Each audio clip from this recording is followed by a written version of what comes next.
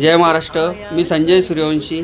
शेंदुर्णी शहरातील व परिसरातील सर्व नागरिकांना दीपावलीच्या हार्दिक शुभेच्छा. जय हिंद, जय महाराष्ट्र. जय महाराष्ट्र. मी ज्ञानेश्वर पाटील. शेंदुर्णी व परिसरातील नागरिक बंधू भगिनींना दिवाळीच्या शिवसेनातर्फे हार्दिक शुभेच्छा.